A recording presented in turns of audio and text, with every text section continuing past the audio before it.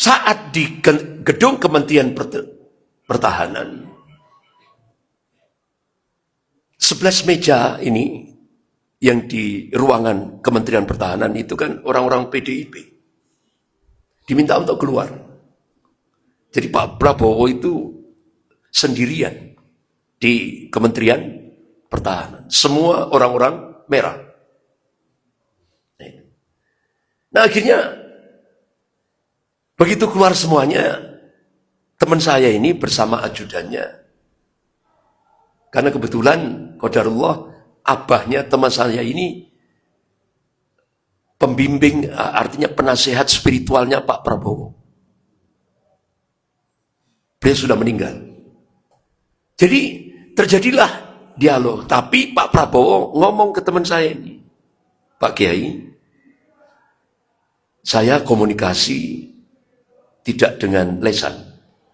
Karena di gedung pertahanan ini banyak penyadap. Akhirnya pakai tulisan. Yang pertama, saya siap dicaci maki. Yang penting Indonesia selamat. Disobek. Sobek. Yang kedua, downkan PDIP. Disobek. Benar enggak kira-kira? Nyata. Akhirnya Pak Prabowo melakukan operasi intelijen Sandi Yuda. Karena beliau pakarnya. Waktu menjadi Danjen Kopassus. Beliau ingin menyelamatkan Indonesia. Yang penting kekuasaan diambil. Makanya bahasa beliau itu bahasa politik dan bahasa intelijen. Hidup Jokowi. Terima kasih Jokowi. Itu banyak masyarakat yang marah, kecewa. Padahal itu strategi beliau. Operasi intelijen Sandi Yuda. Dua tangan, artinya satu ngangkat, satu menjatuhkan.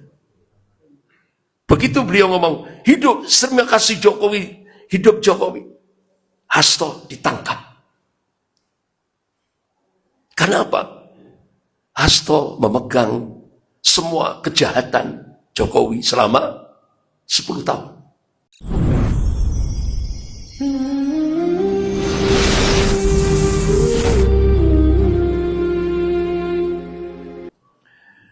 Asyhadu an la ilaha illallah wahdahu la syarika lah. Wa asyhadu anna Muhammadan abduhu wa rasuluh. Ya ayyuhalladzina amanu taqullaha haqqa tuqatih wa la tamutunna illa wa antum muslimun. Ya ayyuhan nasu taqu rabbakum alladzi khalaqakum min nafsin wahidah wa khalaqa minha zawjaha wa batha minhuma rijalan katsiran wa nisaa'a wattaqullaha alladzi tas'aluna bihi wal arham innallaha kana 'alaikum raqiba. Ya ayyuhalladzina amanu taqullaha wa qulu qawlan sadida yuslih lakum a'malakum wa yaghfir lakum dhunubakum wa may yuti'illaha wa rasulahu faqad faza fawzan 'azima. Amma ba'd. Fa inna asdaqal hadis kitabullah wa khairul hadi hadi Muhammadin sallallahu alaihi wasallam. Wa syarrul umur muhdatsatuha wa kullu muhdatsatin bid'ah wa kullu bid'atin dhalalah wa kullu dhalalatin finnar. Masyarul muslimin jamaah subuh rahimakumullah. Pagi ini kita akan bahas satu tema khusus dari sisi historis, yaitu pertarungan ideologis dalam perspektif historis. Bapak-bapak, ibu-ibu yang dimuliakan Allah, sebelum kita membahas tentang tema pertarungan ideologis pertarungan ideologis dalam perspektif historis. Ini panitia sebagaimana Ibnu Khaldun rahimahullah dalam kitabnya Muqaddimah, salah satu sarana strategis dunia Islam untuk membangun al-hadrah Islamiyah, yaitu fokus pada terbiyatul Islamiyah, pendidikan Islam. Oleh karena itu, saya bersama Ustadz Tengku Azhar ingin mewujudkan satu proyek besar di kawasan Karanganyar, di atas tanah kurang lebih 6.000 meter persegi. Dari ini dalam untuk mulai dari pembebasan lahan, pembangunan masjid, pembangunan pondok pesantren, perlengkapan sarana belajar mengajar. Panitia mencoba untuk membuat skema wakaf jariah berupa 12.000 saham, per sahamnya Rp100.000, dan itu pun bisa dipotong separuh, 2/3 atau 1/3. Nah, itu sesuai dengan kemampuan kita masing-masing. Sebagaimana brosur yang sudah disebarkan oleh panitia. Mudah-mudahan ini dimotori oleh Yayasan Kampung Hufat Indonesia dan juga kerjasama dengan lembaga pendidikan Madinah Al-Munawwarah yang berada di Madinah Al-Munawwarah. Mudah-mudahan Allah Subhanahu wa Ta'ala memberikan kemudahan dari proyek besar ini, termasuk juga ditopang oleh Abi Mudrik Al-Hanan. Nah, ini Bapak-bapak, ibu-ibu yang dimuliakan Allah, kita masuk pada materi pertarungan ideologis dalam perspektif historis.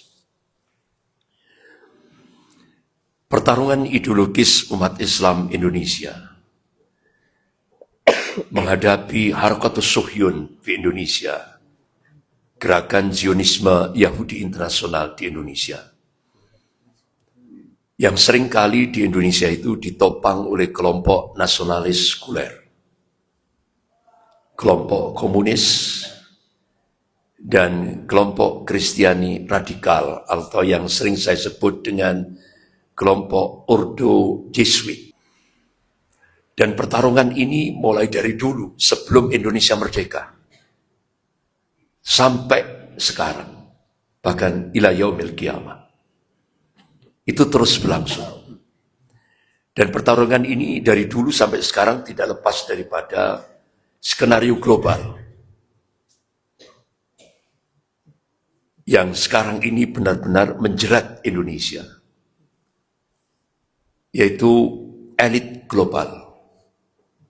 Ini predator lingkup global, yang dulu promotornya adalah Rothschild dan Rockefeller, kemudian diteruskan oleh George Soros. Dua proksinya yang sekarang mencengkram Indonesia, yaitu Amerika dan Cina. Jadi elit global ini punya proksi boneka.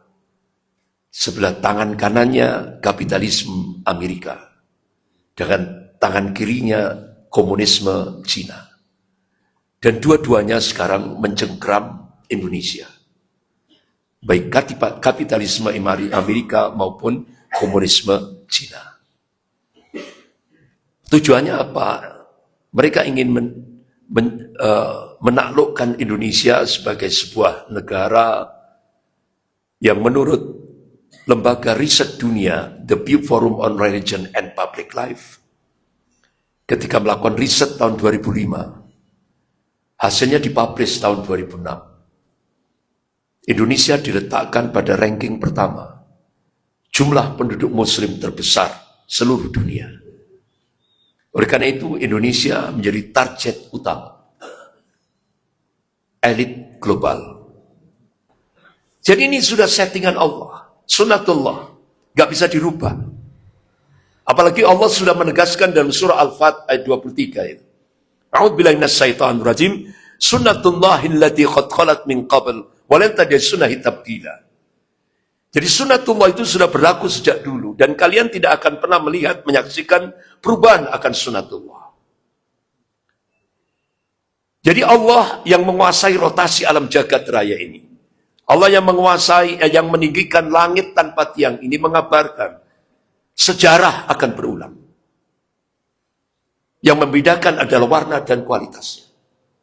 Karena kajian kita pagi hari ini adalah histori, sejarah. Bapak-bapak, ibu-ibu yang dimuliakan Allah.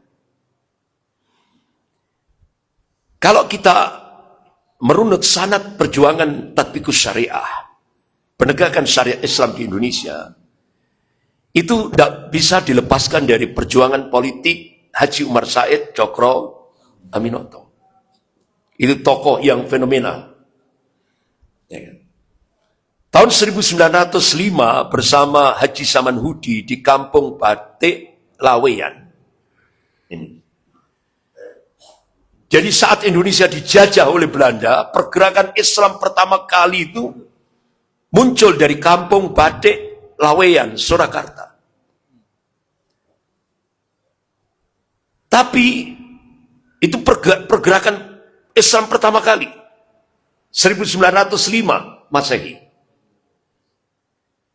Setelah Indonesia menjadi negara yang Islami, dirusak dari Solo juga selama 10 tahun. Mulyono. Jadi dulu yang bangun Indonesia itu dari Kampung Batik Laweyan. Dirusak selama 10 tahun oleh Mulyono. Sampai beberapa minggu yang lalu, mantan Panglima TNI Jenderal Purnawirawan Gatot Nurmantio datang ke Jawa Timur, menyampaikan di tengah-tengah ulama seluruh Jawa Timur. Kerusakan yang ditimbulkan oleh Mulyono itu baru bisa diperbaiki itu 60 tahun. Berarti butuh 6 presiden. 60 tahun. Baru Indonesia itu baru dikatakan sehat. Karena selama 10 tahun ini dirusak semua lini kehidupan berbangsa dan bernegara oleh Mulyono. Ya, dirusak. Itu sampai Jenderal Gatot Nurmantio menyatakan seperti itu. Butuh 6 presiden. Baru Indonesia sehat. Itu kan Mulyono minta 1 periode lagi. Supaya Indonesia benar-benar menjadi negara sekuler yang kafah. Selama 10 tahun. Dan itu paket dari Cina. Karena Cina itu tidak ada istilah freelance. Makan siang gratis, tidak ada. Makanya ketika Mulyono merubah kiblat Indonesia ke Cina, konsekuensinya itu besar. Dan itu disampaikan oleh Wakil Perdana Menteri Cina Liu Yangdong hari Rabu 27 Mei 2015 di Auditorium FISIP Universitas Indonesia. Konsekuensi Indonesia mendapatkan bantuan hutang dari Cina 647 triliun tahap pertama. Itu kata beliau, konsekuensinya itu termaktub dalam sebuah nota diplomatik dengan kode referensi Beijing 1448. Isinya apa? Pemerintah Cina akan melakukan akselerasi, percepatan, ingin menjadikan Indonesia menjadi sebuah negara sekuler.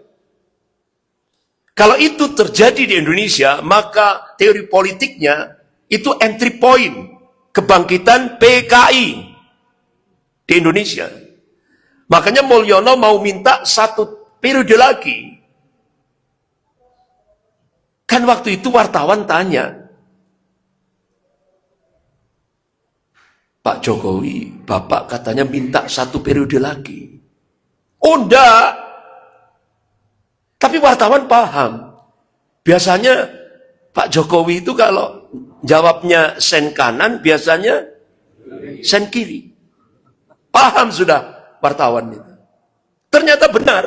Qadarullah, Ahok keceplosan. Karena Ahok hutang budi kepada Jokowi karena dijadikan komisaris Pertamina dengan gaji miliaran. Sampai Ahok sesumbar, saya duduk manis saja Pertamina untung. Tidak tahunya sampai pensiun rugi. Bukan untung, rugi. Sehingga akhirnya keceplosan dia di depan wartawan. Yang ditugasi untuk pendekatan 1 periode oleh Pak Jokowi itu saya, katanya Ahok. Kemana? Ke Ibu Megawati. Karena Pak Jokowi kan petugas partai. Akhirnya Bu Mega, Pak Jokowi minta 1 periode. Alhamdulillah doanya jamaah Masjid Nur Mira dikabulkan oleh Allah. Apa jawaban Ibu Megawati? No. Alhamdulillah. Saya membayangkan kalau Ibu Megawati waktu itu menjawab yes, sudah. 2 pakar intelijen dunia, Peter Warren dan August Cole, sudah melakukan riset di Indonesia. Dan hasilnya sudah dipublish. Bahkan jadi kajian Presiden Prabowo. Apa itu? Hasil risetnya. Diprediksi tahun 2030 sudah tidak ada lagi Indonesia. Yang ada adalah Cina. Siapa yang membuat itu? Ya itu tadi. Partai Komunis Cina dan 9 naga. Oligarki. Tapi wa makarallah wallahu khairul makirin. Mereka membuat makar, tapi Allah balas makar mereka. Dan Allah sebaik-baik membuat makar. Sehingga akhirnya, alhamdulillah, ada seorang ulama yang kebetulan teman saya dipanggil oleh Menteri Pertahanan. Waktu itu siapa Menteri Pertahanannya? Pak Prabowo. Dipanggil. Saat di gedung Kementerian Pertahanan, 11 meja ini yang di ruangan Kementerian Pertahanan itu kan orang-orang PDIP. Diminta untuk keluar.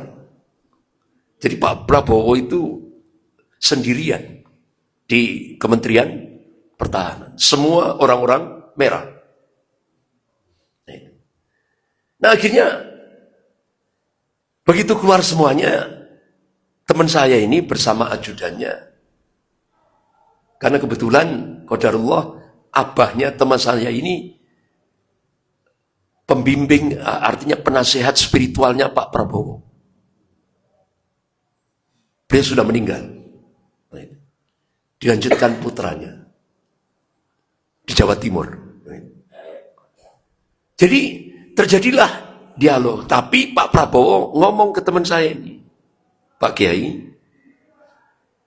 saya komunikasi tidak dengan lesan, karena di gedung pertahanan ini banyak penyadap. Akhirnya pakai tulisan. Yang pertama, saya siap dicaci maki. Yang penting Indonesia selamat. Disobek. Sobek. Yang kedua, downkan PDIP.